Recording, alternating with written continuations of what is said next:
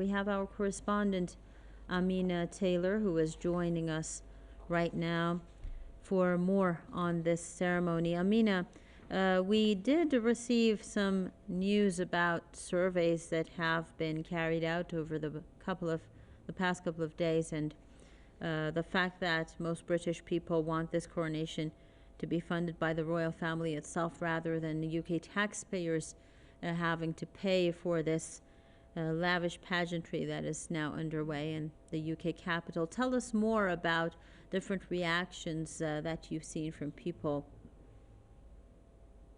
Well, you must excuse me. In the first instance, I'm in more Spartan accommodation compared to some of those images that are beaming from the capital just miles away from where I am. My colleague and fellow correspondent, Said Pourreza, is on location, but because of Broadway issues, wasn't able to feed through to you. But I like the juxtaposition of my background and perhaps some of the images that are being fed through to the viewers at the moment. Because the opulence, it's an orgy of pageantry and pomp. And I think the fact that this has been 7 decades since this event has taken place in the country, after, of course, the passing of Queen Elizabeth II last year, September. Many of us, for our entire lifetime, would never have seen this in Technicolor. These images beaming to us with the opulent robe and the bowing and the dignitaries. And listen, I understand every country has to give an impression to the world that here we are, here we stand, still mighty, still full of pageantry and pomp. But when you juxtapose that very image of what's taking place with this coronation today, Gisu, with just down the road where the police officers would have had to clear the streets of not just those who are down and out and would have given this event quite a bad look, but we hear of stories today of over a dozen protesters, anti-monarchists, who have already been perhaps experiencing this moment from the back of a police van or inside a cell at present. Because what we have here is a tale of two cities, a tale of two countries where the very opulence is wildly juxtaposed against those who might not know how they're going to eat dinner tonight, Gisu. They might not know how they're going to put food on the table. And it leaves a bad taste in the back of the throats for so many of my fellow Brits who are looking around saying, could we not have done this in a dignified yet more scaled down version for a family that is worth billions, and that's billions with a B? Could they not have just ponied up for this as a gesture of goodwill, as a gesture of things to come, as a gesture of King Charles saying, I understand the environment I'm taking over in. I understand that there is an austerity agenda. I understand that my subjects, as he'd like to say, are living in unusual, unprecedented, and times that necessitates a deeper understanding of the optics of this. It simply doesn't sit well. It simply doesn't look good. And anyone who tries to show this as an image of Britain being bountiful and being still, ruling the waves, well, they've never walked down the bridge near where I live, because there's still currently people sleeping under that bridge, Gisa. So, Amina, in this day and age, it's a question for many people that why celebrate hereditary power in a day and age where people are encouraged to try to work hard to get ahead in life. And here we have people who are simply enjoying this pageantry because of the family they were born in. Indeed, and latest statistics from not just the Joseph Rowntree Foundation, but other left-leaning think tanks here will show that in terms of class mobility, Britain is experiencing some of the worst levels of class mobility since the 70s. This simply means that it's almost impossible to break out of the group that you are born in to be elevated into a group that's above your family social situation. So the chances my sons have of doing better than I have, they've gone down since the 70s. It used to be that generations would look back and go, well, you know, my granddad was a coal miner, but here I am, a rich businessman, or I'm sitting in the House of Lords, or I've done okay for myself. I'm able to, I don't know, purchase a home, maybe pay your rent without wondering how your kids are going to eat. And in a country where social mobility is so stifled, when you see images like the one that we're watching now, when you know that it's an accident of birth, it's not ordination by God, as royalists would like us to think. These people are simply here for reasons that occurred hundreds of years ago. And now, out of the purses of a very strained treasury, we have to foot the bill for this new passing of the monarch. It doesn't make sense, especially when you consider, as I mentioned before, it could have been done out of their own pockets as a sign of goodwill, as a sign of a new monarchy, as a sign of a king who wants to show the people that he understands their concerns and he understands the reality of their situation, even if he doesn't. I mean, here's a man who has his baths made for him at just the right temperature. So I'm not trying to sit here and say King Charles III understands us, but his advisors could give us a little bit more of that impression. The fact that a country like the United Kingdom, that is based so clearly in class stratas, can't understand that with social mobility being as it is, with the cost of living crisis being as it is, with the global outlook being as it is, perhaps this simply doesn't strike the right chord right now. And whatever goodwill that could have been garnered up and vanquished, it's just not going to happen in many quarters. I'm not saying there aren't royalists who are lapping this up, because they are, but there is a growing number of not just Republicans, but those who simply think this orgy of excess is too much.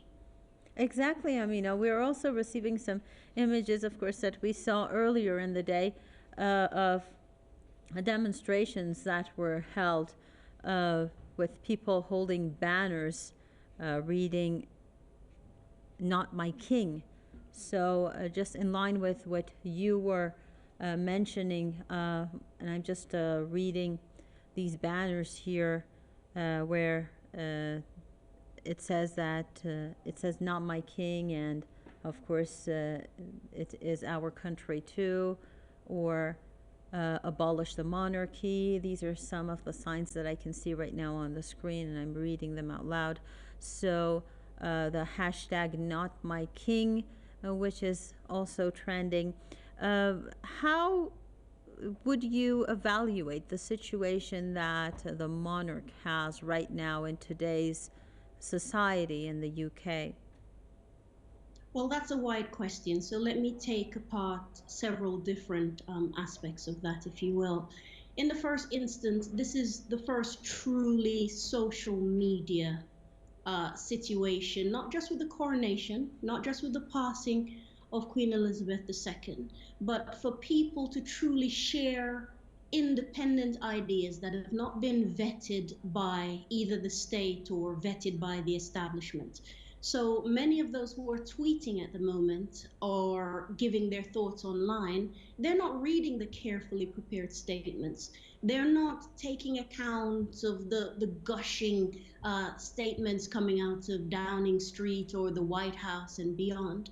They're actually looking around at the reality of their lives and saying, wait, hold on a minute, this doesn't make sense. And what they're finding is that there's a community of like minded people who are thinking this simply doesn't fit in with Britain as it is at the moment, the kind of Britain that we want to have, and the luxury and pageantry that's on display today of all days. Now, King Charles III will have a very hefty in tray in terms of making this his era. First of all, we're dealing with an internal family drama. We're dealing with a near civil war inside the House of Windsor.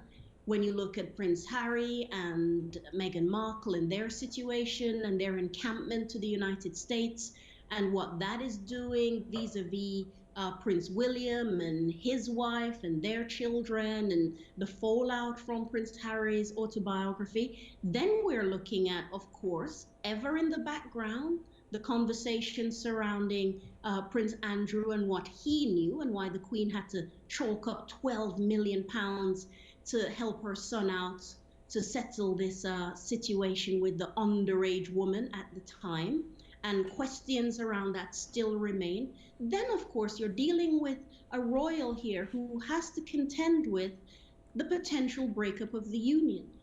Prince Charles III could be the man who not only oversees the reunification of Ireland, the island of Ireland from the North and the South coming together, which many analysts argue is only a matter of time.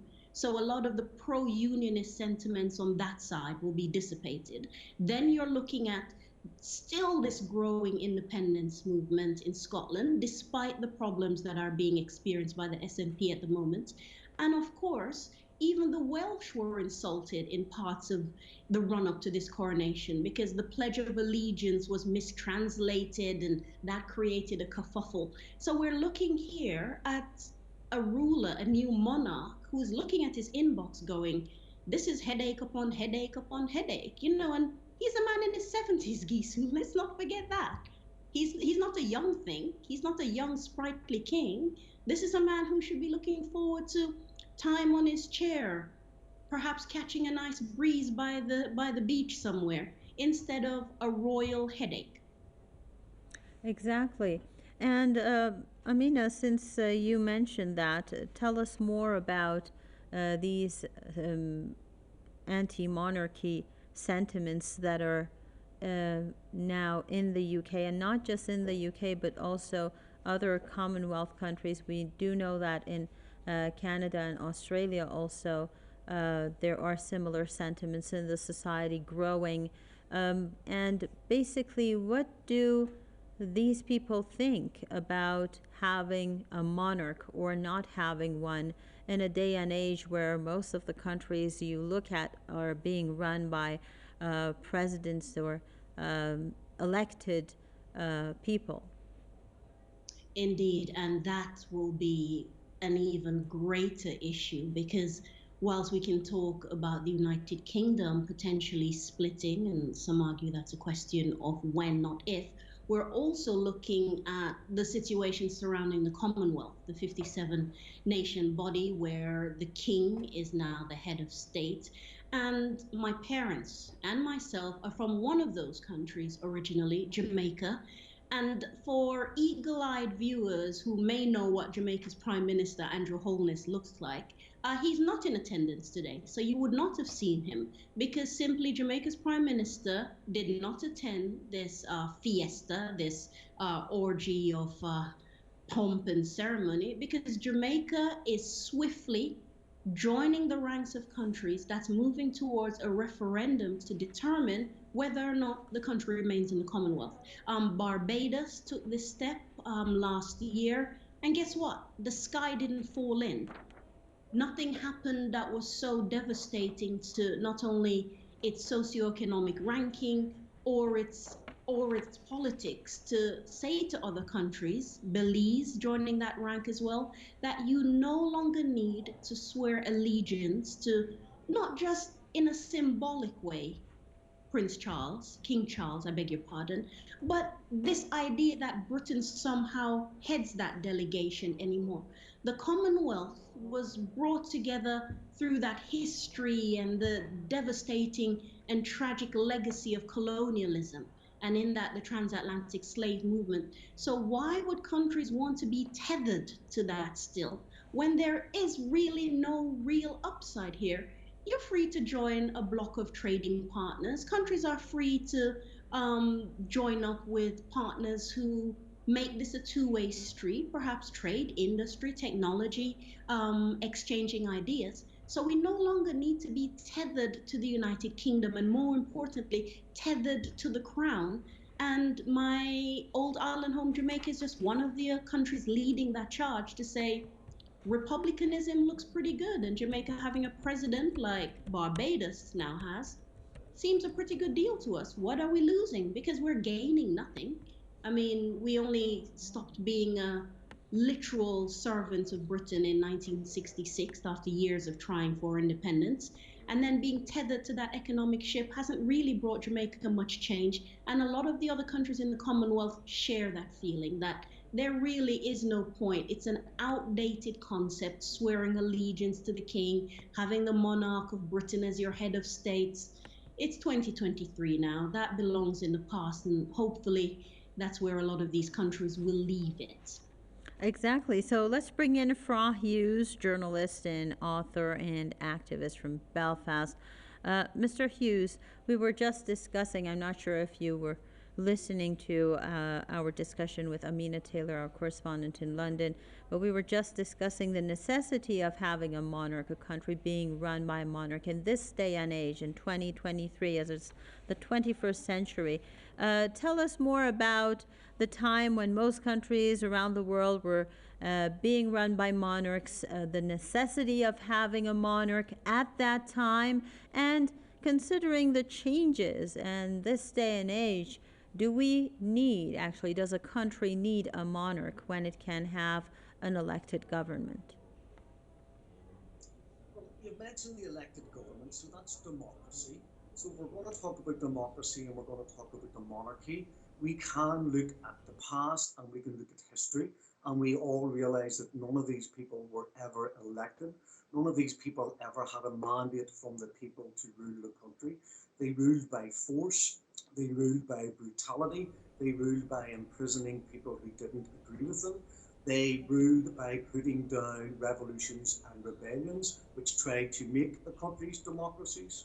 So when we had monarchy, when we had the feudal system of the Middle Ages and what came after that, what we had was the monarchy in charge of the country, the monarchy taxing the people in order to pay for its largesse, for its extravagant lifestyle. The people were taxed in order to raise armies, and those armies were sent to create the Commonwealth day after day, month after month, year after year, attacking other sovereign nations, attacking other countries that were militarily inferior to the British Army. They colonised and conquered South Africa. They had rifles and cannons, and the Zulus had bows and spears and arrows. And you'll find that throughout the history of the Commonwealth. You find that in Canada, you'll find that in Australia, you'll find that in New Zealand, you'll find that in Kenya, you'll find that in Palestine. The people were encouraged to join the British in the fight against the Ottoman Empire when they were promised their freedom. In the end, they were made subjects under the British mandate in the Middle East, and the Balfour Agreement set about making Israel a pariah, well, is now a pariah state in the homeland of Palestine. So I don't necessarily look at the monarchy today through the prism of finances. I think it's absolutely disgraceful, the money that's being spent today on this extravagant show of power and of money and political influence. The British monarchy only exists today and continues to exist because it is a tool of the British Parliament, it is a tool of the British aristocracy, it is a tool of the British political class who want to use the British monarchy in order to placate and in order to get the people of Britain to accept the monarchy and accept the Parliament. And the British Parliament claims to be the mother of all parliaments and the home of democracy, and yet it has as its head a monarch. And just on that, I look at this from the point of morals. I think it's immoral to have someone as King Charles III now is, King of England, King of the Commonwealth, King of the United Kingdom, a man who is an adulterer, a man who had an affair during his marriage, a man who is head of the British Armed Forces and Commander in Chief of the Parachute Regiment, who murdered 11 unarmed civilians in Belfast in 1971 on the 9th of August, and murdered 14 civil rights marchers in Derry on the 30th of January in 1972. The murders in Derry we see as the same as the massacres in Soweto in South Africa by the white South African police force. So we have a monarchy where the king's son has bragged about killing 20 Afghan civilians from his helicopter. We have his brother accused of connections to paedophilia. We have his son claiming that the royal family is racist. So we have a group of people who in feudal times got taxes to pay for their largesse. That continues today. The people of the United Kingdom do not have a choice. Their taxes are used and they are taxed to pay for everything that the royal family does through the royal prerogative and through there's a personal list where the different people receive different sums of money. So it's not only anachronistic, it is abhorrent for the people who are suffering today, not only in the United Kingdom, but across the Commonwealth. People who are starving, people who are homeless, people who are sleeping on the streets, who are drug addicted, who cannot find work and are struggling to keep their households going because of the recession that has been brought about by Britain's participation in the war in Ukraine and its participation in the wars in Syria and in Yemen and in Iraq and Afghanistan and the sanctions that they have put on Russia and Iran and Venezuela and the sequestering of billions of dollars, billions of pounds, billions of euros of sovereign nations' monies that are kept in the European Central Bank and in America and different places. So there are, just really to tie this up, there are people in Belfast and there are people in Strabane and Lifford and many other cities and towns in the north of Ireland today who are holding anti-monarchist, anti-coronation protests. And if I wasn't here being interviewed today, I would most certainly be at one of those protests. Let's bring back Amina Taylor, our correspondent. Thank you very much, Mr. Fuse. If you could please stand by as we talk to our correspondent. Now, Amina, considering what we just discussed, and of course, the fact that, Jean-Jacques Rousseau's social contract inspired so many changes, particularly in Europe, but also elsewhere in the world. And this is why the reason probably why democracy as we know it today has emerged. And the fact that, of course, the reason why there are constitutional monarchies is basically lies in the fact that the monarchs themselves are clinging to power and they are trying to find some kind of justification for remaining there. Tell us more about how this constitutional monarchy is being viewed, particularly in the UK. But since you have personal experience and you are yourself, as you mentioned, from one of these Commonwealth countries, tell us more about what people think about this constitutional monarchy and what it means to them. And if you are capable of electing a parliament to run the country for you, why would you need a monarch in the first place?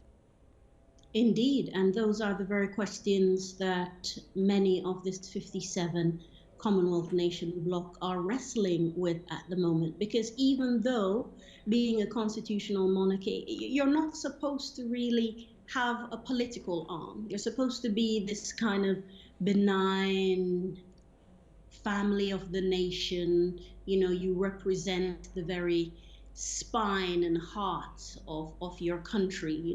People looked, for better or worse, sometimes at the late Queen Elizabeth II as the nation's grandmother. Her mother was in that role before the Queen Mother. Then we had this idea that she was the nation's bride, and for everything that meant in terms of carrying yourself in a particular way, or perhaps just representing certain ideals of your country. I make that point to say it wasn't as benign and fluffy as that. We're talking about an institution that still meddles behind the scenes. When it comes to Parliament, for example, I've been on this station for so long that I've been through so many different prime ministers who used to have to go and see the Queen to hand in their resignation. The new prime minister will then make him or herself be known to the new Queen, who would provisionally sign that off and then all will be well. If this was a situation where you're not mixing monarchy and pure politics, why would you have this whole pantomime to begin with? Why would you have the State of the Union address where the Queen will essentially read out the notes of her government of that time with her tacit approval? So that political arm working in concert with the political elites in that situation. We then talked a little bit about the Jamaica perspective on this, of which I'm intimately acquainted.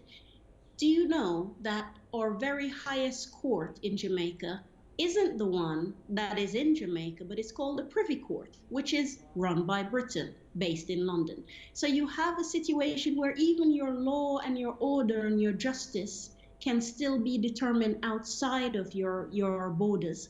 And I think these are some of the questions that these leaders in the new generation are asking themselves. Why is it that we've left ultimate power outside of our borders? Who are these people who are making decisions for us?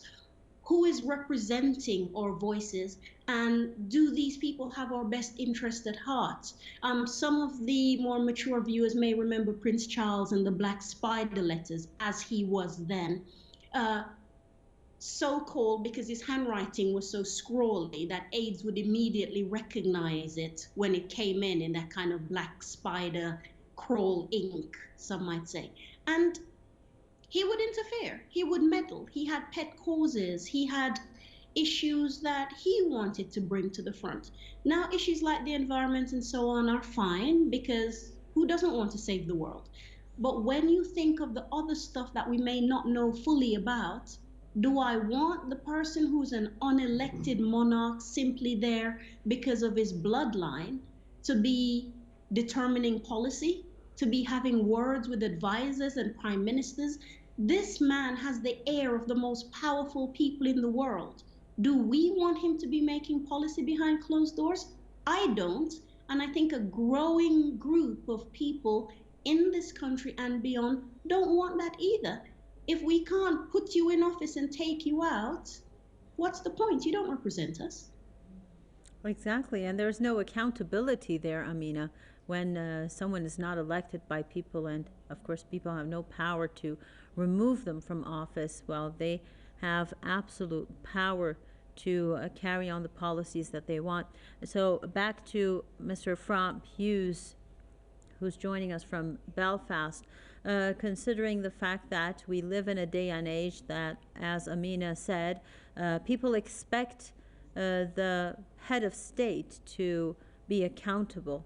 And of course, considering the fact that monarchs in general, and of course, hereditary power, the way it is in a monarchy, detaches this circle of people from the society. And as Amina mentioned several times when she was talking to us, these are people who have absolutely no idea how ordinary people on the street are living, what are their daily challenges and the problems that they're facing, which is directly related to the policies that they make.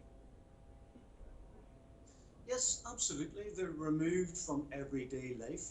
Uh, but to be fair and to be honest, I don't think they care for their subjects. I don't think they have ever given two thoughts for the poor and the homeless outside of photo opportunities where maybe they will attend a soup kitchen in December near Christmas, or they hand out the money that they hand out on Monday, Thursday. Uh, but as has already been stated, there's no monarch has ever woken up one morning, had coffee, and looked around them and said to themselves, I have no right to be here. I have no justification for what I do other than the fact that I was born into this family and it's a hereditary line. If we look, or lineage, if we look at the history of the world, if we look at France, the only way they could be rid of the monarchy was through the revolution. When Marie Antoinette said, let them eat cake, the people said, no, I think we'll make our own cake, and they brought out Madame Guillotine. In the Russian Revolution, they got rid of the Tsar. After the First World War, they got rid of the Kaiser. So none of these people voluntarily step down from power, and a uh, there is a web of the monarchy and the political elite and those that go along with them. So you have this upper echelon, this upper class, this elite group of people who are running the country. And I'm sure they all banquet together. I'm sure when there are parties at Chequers or there are champagne receptions at Buckingham Palace, you will have all the top people in politics. You will have the top people in business. You will have the hereditary peers. You will have the lords and the ladies of the manors that help own lots of the land in Britain and in Ireland and in probably a lot of the Commonwealth countries as well. So this is an elite class that sticks together, that works in their own interests. And I must say that we all believe in the power of propaganda. If we look at the Western coverage of the war in Ukraine, and we look at the lack of Western coverage about the brutality that is visited upon the Palestinians every day, what we see is the power of propaganda to create the narrative and consensus in society for what the government wants us all to believe. Well, the people of Britain and the children of Britain have been brainwashed from the day and hour that they have been born by the BBC to believe that the royal family is a benign family, that the royal family holds the values of society here dear to their heart. But as I said, when you look at the immorality of the royal family, whose values are they holding up to the world? What British values, what family values do you have when people are adulterers who become the king of the country? So there's no need for the monarchy. Many people do not want the monarchy. It's time to get rid of the monarchy. They have enough money that they can pay for whatever they want, go wherever they want, do whatever they want. But if we can have a referendum about who runs Britain, about British sovereignty, about who makes the laws and who influences Parliament, then the British people were given a choice to leave the European Union via a referendum, which was Brexit. So why can't we have a referendum on the future of the monarchy and allow the people to decide, do they want to continue their taxes to promote and pay for a lavish lifestyle that very, very, very few, if any of us, can aspire to? So let the people decide, and I think the people given a choice in the United Kingdom and in the Commonwealth will overwhelmingly at a future date vote scrap the monarchy and use that money to help the health service, education, and people in need. So, Amina, we have also heard of Human Rights Watch expressing concern about the arrests of people that were taking part in the protests earlier in the day, which they have described it as, quote, incredibly alarming. One would think that in a free country you would be able to express your thoughts and views and your political stance freely. It doesn't seem to be that way. Well, Britain is very keen to give that impression that, you know, whatever's on your mind, speak it loud. But it doesn't want it to be inconvenience. It doesn't want it to be on a day that flies in the face of the state narrative.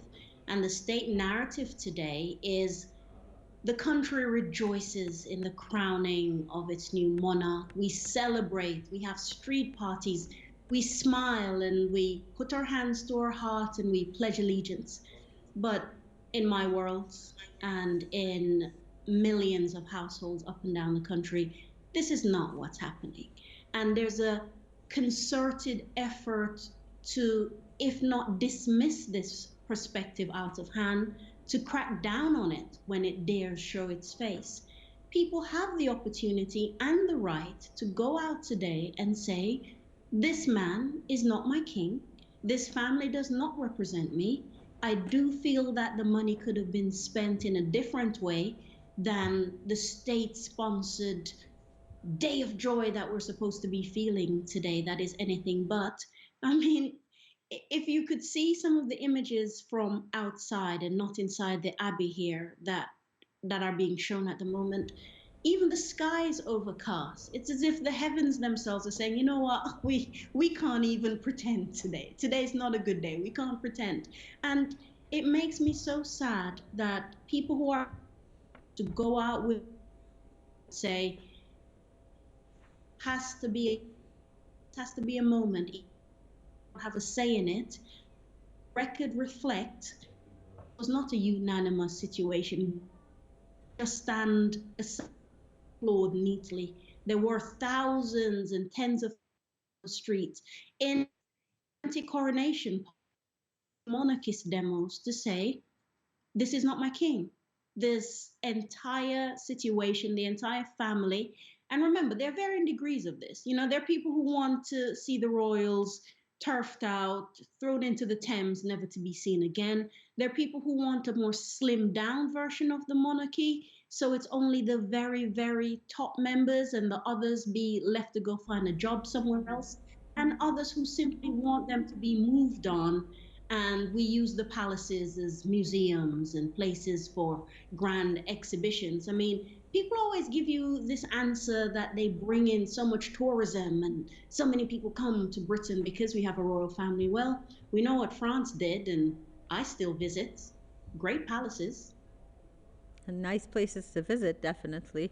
We also have the same here. Our palaces have been turned into museums that, of course, are very important tourist attractions. So that doesn't seem like a very strong argument. Let's go back to Fra Hughes. As Amina mentioned, well, the royal family itself has some earnings. Why would they want the taxpayers to pay for this lavish ceremony?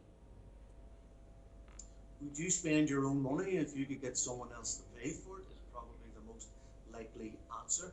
They probably also, because of the position they're in, they probably feel that they are entitled to have this done. You know, they claim that while he's being made King Charles III during the coronation, he is being King Charles III of the British people and of the Commonwealth, and as such, that's the people who should pay for it. But it's not only anachronistic and it's not only outdated, but the fact that the monarchy itself continues today in this type of feudal uh, this feudal form that it remains in. It should go. It doesn't have a place in modern society. And just for an example, I live in Ardoyne, which is a small area in North Belfast. There has a population of about 5,000 people here. We are mainly nationalist Republicans who want to see Ireland reunited. King Charles III is not our king, and I doubt that there's anyone in the locale where I live who is celebrating or watching the coronation, because he means nothing to us other than the head of the British Army that has occupied our country for over 800 years, and we'd like to get rid of both the monarchy and the British Army and its occupation of the north of Ireland. So back to our correspondent Amina. Well, they say that the bill for this ceremony that we're currently watching has topped $130 million, and in response to the question as to why should the taxpayers in the UK pay this bill, well, we've heard this response that the ceremony will repay for itself and earn even more. How true is this statement?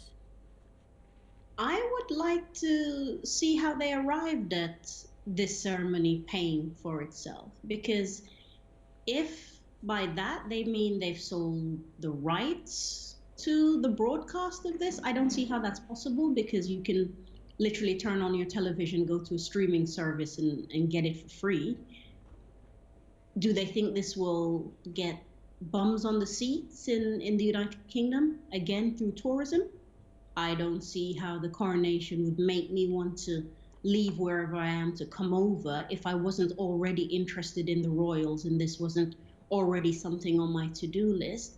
It's a way of quieting questions. It's a way of saying, "Don't worry, dear, we've got this figured out. Don't worry your head about it." You know, the elders are speaking right now. But I don't see how this makes any fiscal sense, especially when you have striking nurses, train drivers, members of the teaching unions all clamoring for a couple of extra points here on their paycheck, and the government, instead of perhaps giving these hardworking people what they want and what they need in order to keep up merely with inflation, they're saying the coffers are empty. We have no money. There is no way we can shake the magic money tree and bring you more coins. Yet here we are able to find that extra cash. I am not aware, and perhaps Fra can correct me here, that there was a contingency fund for a coronation that was just sitting somewhere waiting for the inevitable passing of one monarch in order to throw a party for the other. I don't understand it. The math doesn't make any sense to me, but I am here to be corrected, though I don't think I will. It's a waste of money. This could have been done in a more quiet, dignified fashion for a fraction of the price. And if the royals really wanted to show some kind of goodwill and some semblance of caring what goes on with their subjects, Charles could have cut a check for this, could have paid for it themselves. I don't see how we're not. Exactly. So, Mr. Hughes, do you have any response to that? How much do you agree with Amina? I agree with everything Amina said. I've listened to the interview all the way from the very start, and I don't have anything that I would say, uh, other than what Amina's already said. No, I don't think any money's been set aside for the coronation. No one knew when it was going to be. No one knew how long Queen Elizabeth II was going to live. Uh, just on the conversation itself, perhaps we should be taxing the monarchy and not the other way around. Perhaps the monarchy should be helping pay for the health service and for education and for welfare. We're saying that the money could be better spent, but another way to look at that is the money has been taken out of the health service, it has been taken out of education, it has been taken out of welfare, it has been taken out of drug reform and rehabilitation for drug addicts. It has been taken out of the budget to help homeless people find homes. It has been taken out of poor people's pockets who could very much do with those finances much more than the royal family. The royal family themselves, I mean, it's not just, we're talking about King Charles, but we're talking about, Prince William, his wife, his children. There's still Princess Anne, Princess Andrew, all the other royals in the background.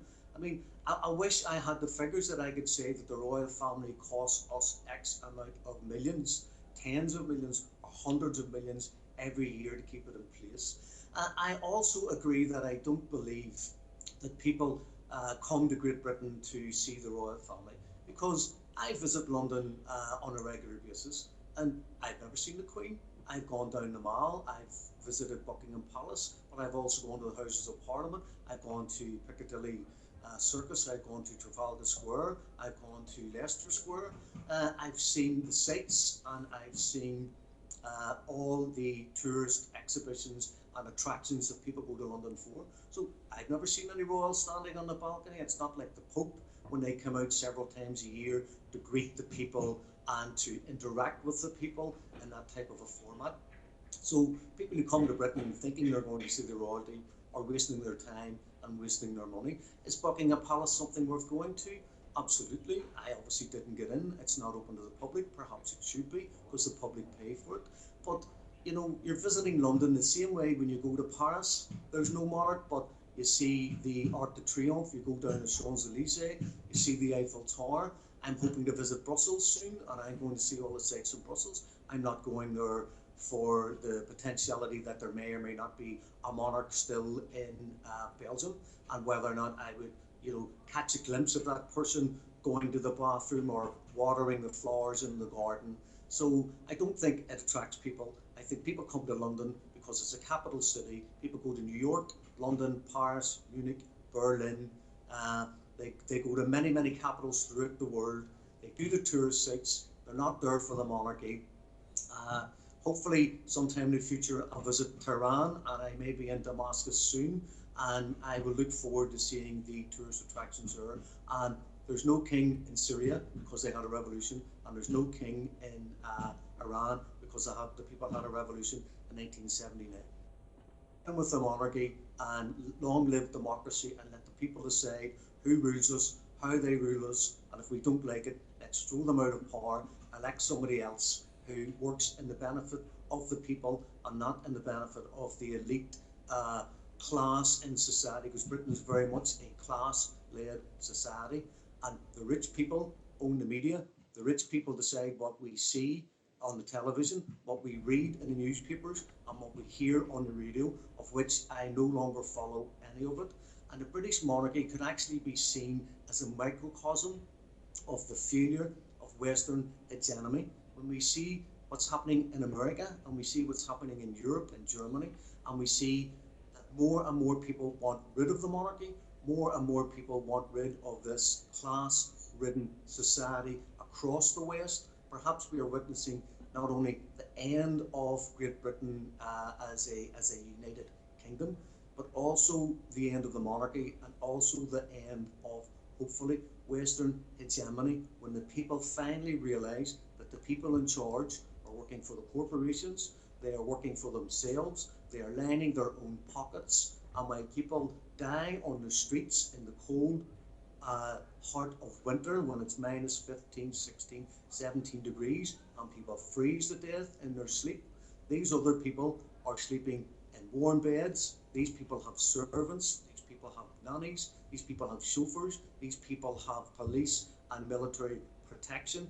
As soon as we all wise up and decide that they no longer help the people that they are politicians are elected to help, and the monarchy claims to have in its best interest, or our best interest, I think the sooner we get rid of them all and have a class-led society from the bottom up, where our needs and the needs of society and the needs of the many are put before the elite interests of the few. We also have our correspondent Saeed Puraza joining us right now. So let's bring him in. I believe that he is somewhere close to the ceremony. I don't know exactly where he's located. So Saeed, tell us exactly where you are, and tell us more about these anti-monarchy sentiments and the fact that many people have called this lavish ceremony a slap in the face of all of those who are struggling to make ends meet in the UK right now. It's all of those things. I am at Trafalgar Square, packed with people who have come here to see the pomp and pageantry. But there are also the Republic campaign members who have been shouting, "Not my king," since the early hours of this morning. And I have to, of course, add that 5 members of the Republic campaign were arrested earlier today, and a lot of their placards were seized by the police. They had received warning from the Metropolitan Police before they would arrest them, or it would have very low tolerance for anyone who would try and disrupt today's procession. But they are here. They said they would, and they have come to Trafalgar Square. They are surrounded by, let's call them, royalist onlookers as we speak. You hear the Republic campaign members shout, "Not my king." I wonder if you can hear it now. But they also get drowned out by the counter slogan saying, "He is your king," or "God save the king." Or we are hearing this happening intermittently, especially when certain things are happening down at the Westminster Abbey. Earlier we heard the Archbishop consecrate the king, so to speak, the part of the ceremony that is referred to as the anointment and blessing and consecration of the king. These are very strange terms to hear, really, in the 21st century, and that's exactly what these Republic campaign members have a problem with. I interviewed one earlier who told me that they are here to say that in the 21st century, in a democracy, if this is indeed a democracy, there is no place for a monarch, an unelected head of state. That people would have to have a say in electing their own head of state. As to whether or not all of this is worth it, really, as I say, the Republic campaign members, or those who favor republicanism, that's perhaps 20% of Britain, say that it's not, that Charles III is already king, and that all of this is a waste of taxpayer money and just about promoting royalty. And we have, of course, seen since the death of the late Queen a campaign to rebrand the new monarch, given his history, from his acrimonious divorce with his deceased first wife, Princess Diana, to his opinions on different matters. They're supposed to stay out of politics, but he is the kind of person who does not keep his opinions to himself. And in recent months and years, the allegations of sexual assault against his brother, the way his son and daughter-in-law, Harry and Meghan Markle, were treated over those allegations of racism and concerns. Just with Meghan Markle about the color, the skin color of their child, their boy, before he was born, and that famous interview with Oprah Winfrey. The government and royalists, rather, on the other hand, say, well, it is all worth the money. They argue that the worldwide TV rights to the televised ceremony alone will help cover the cost.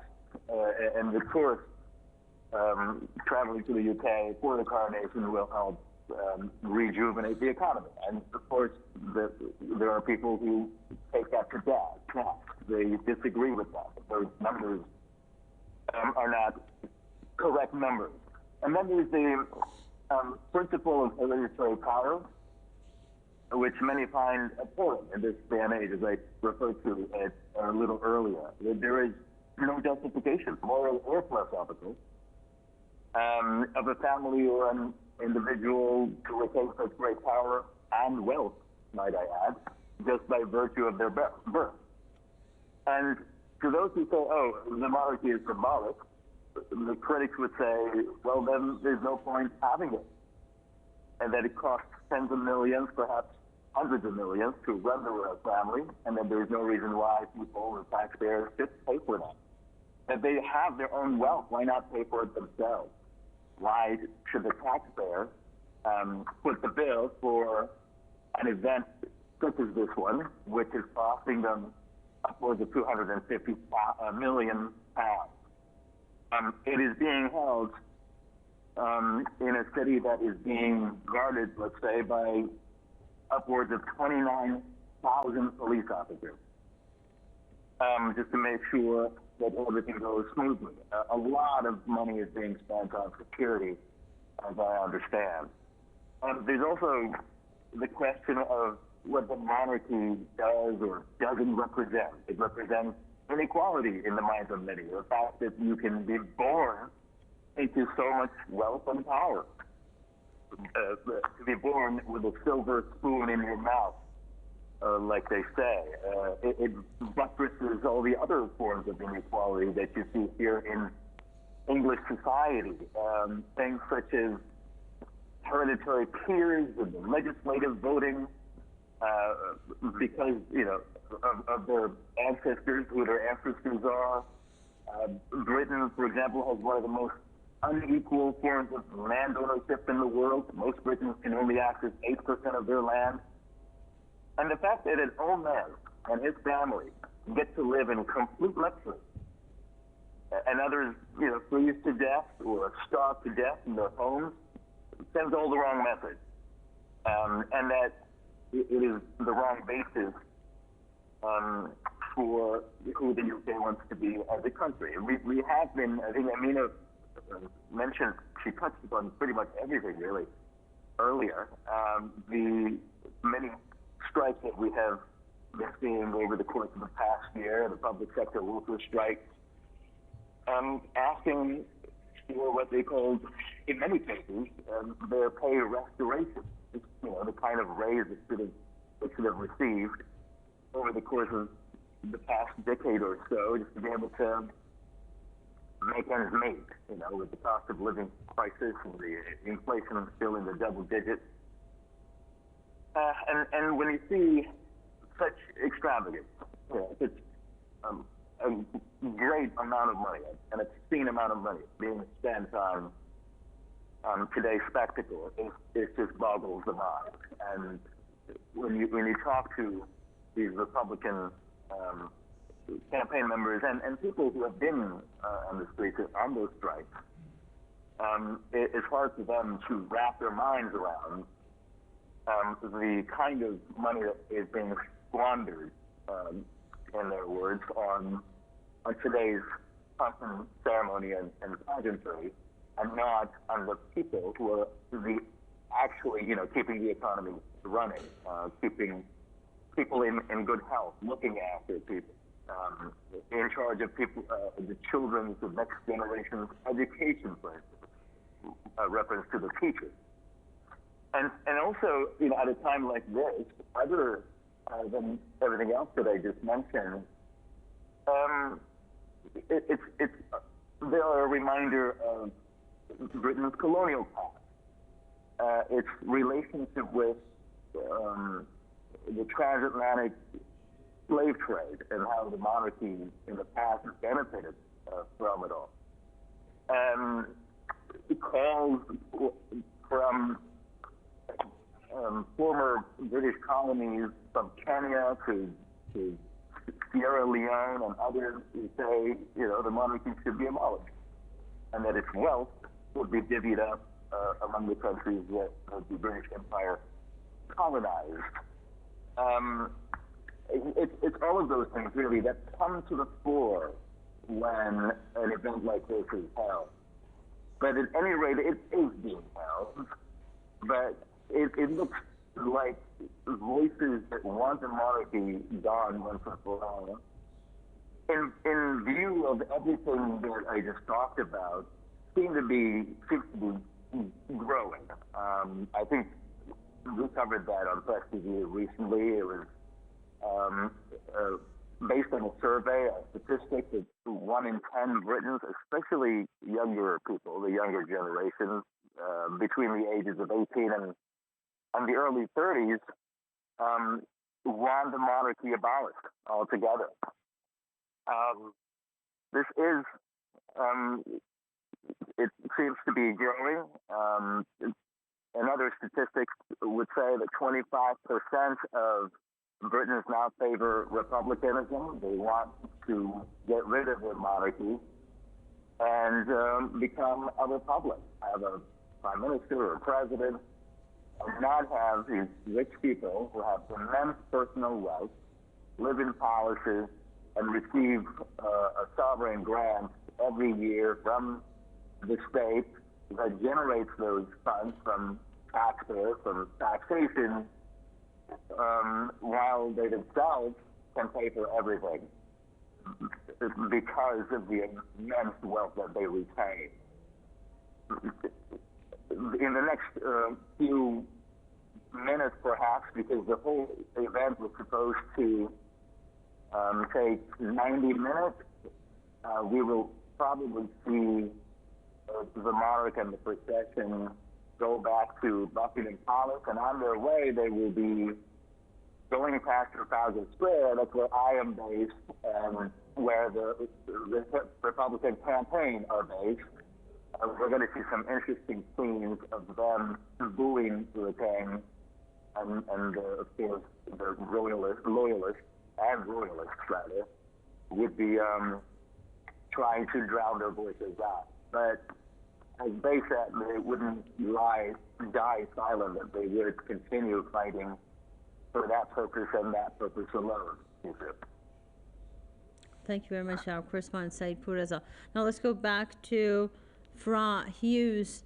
Well, we are watching the coronation ceremony that's currently underway in London, and of course, at the same time, we can see images of people who are opposing this ceremony with banners saying, "Not my king," and "This is my country," uh, in the same lines, against the monarchy, chanting slogans and holding banners and signs.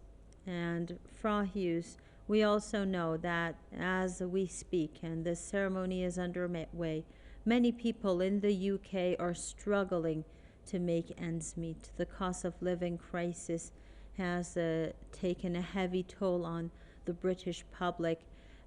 What does this coronation ceremony mean for the people who are watching this while they are suffering also from the economic downturn, and also, let's not forget, strikes, unprecedented strikes like the one from the nurses who took part in the strikes. It was the first time in more than 100 years. What does this coronation mean to them? I think again you have to separate it out between those people who support the monarchy and those people who don't. When you talk about the nurses during the COVID crisis, the British Parliament encouraged the British people to come out onto the streets on a Thursday night with pots and pans and clap them together to make a noise to support the emergency workers, the frontline workers, the nurses, the doctors, the postmen, the train drivers, the people who delivered goods to the shops during the COVID pandemic. Those people were lauded as heroes. They were in the first line. Many of those people, or some of those people, gave their lives willingly uh, whenever they were helping their patients recover from COVID. Many people, frontline health service workers, contracted COVID from their patients and died themselves. So while the government encouraged people to get out and show their support for the NHS and the frontline workers, when it came to a pay rise that would match inflation, not necessarily pay any worker a penny more than inflation. And inflation is really what eats into your disposable income. So people were just looking parity with the new price rises and the new prices that they were having to pay in the shops at the fuel pump for their energy requirements. The government said, no, not today. So thank you for your service, thank you for your sacrifice, thank you for your dedication, but no, we're going to give you 4%, even though inflation's running at 10%. And there have been very few pay raises in the United Kingdom since the bank collapse of 2008, when Britain went into recession around 2010, and then with the continued Tory elected governments one after another, and the unelected now leader of the British Parliament, Rishi Sunak, not elected by the people but elected by the members of the Conservative Parliamentary Party.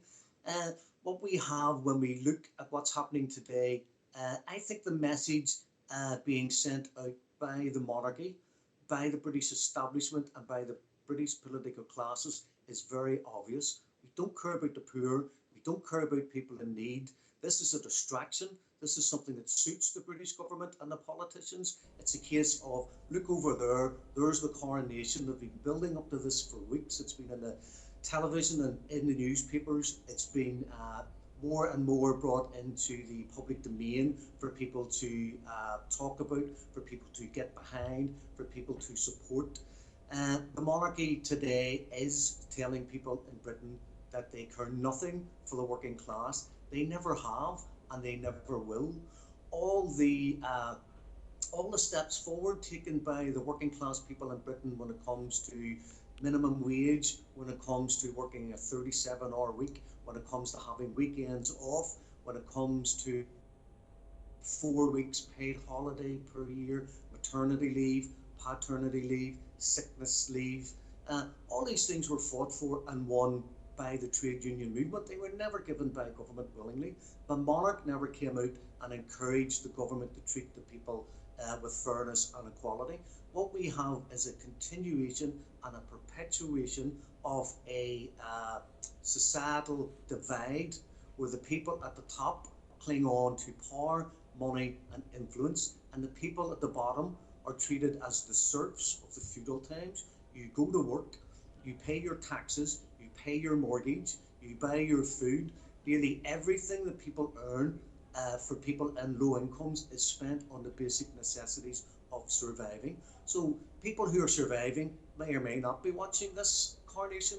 They may or not be in favour of it. But regardless of that, they are still suffering. The monarchy is not helping them. The politicians are not helping them. The elite class do not care for those who are not in their social circles. So it's a class war. It's always been here. It'll always be here until we change the system. Electing reform politicians will not change the system. Getting rid of the monarchy, which is an abhorrence in my eyes, will not change the system. We need to change the system in itself, and when we change the system, we can then have a society of fairness with more equality, and we will no longer have to have the House of Lords, the monarchy, and the elite ruling in their interests and against the interests of people in the health service, against the interests of teachers, of train drivers, of postal workers, of delivery drivers, of people who work in shops, because the Tories, when they brought in or allowed there to be no set working patterns, so you can work part-time, you can work 4 hours, 16 hours, 37 hours, they sold that as opportunities to people who couldn't work full-time. But what we have are 0-hour contracts, people who don't have stability in employment. They don't know from week to week or month to month exactly how much they're going to earn, so they cannot get a mortgage, they cannot move on the housing ladder in order to get secure housing that either a landlord or a council cannot throw them out of. So we must change the system, and it has to be through revolution. I see no other way. But how that comes about is a matter and choice for the British people. If they continue to vote for politicians, status quo to continue, then we will see more poverty, we will see more homelessness, we will see more people put under financial strain in their homes. This leads to breakup of Mr. marriages, Hughes. leads to breakup of families. It's very sad in its entirety. Thank you very much. That was Mr. Fra Hughes, journalist, author, and activist, joining us from Belfast. These are live images that we're receiving from London. You can see King Charles III and his coronation ceremony. This is the first coronation since 1953. To discuss what this coronation means for the public and ordinary people in the UK, we also had with us our correspondent Saeed Pourreza and Amina Taylor, who joined us live from London. And we will leave you with these images that we are receiving from the UK capital, London. King Charles III has been coronated as the UK monarch.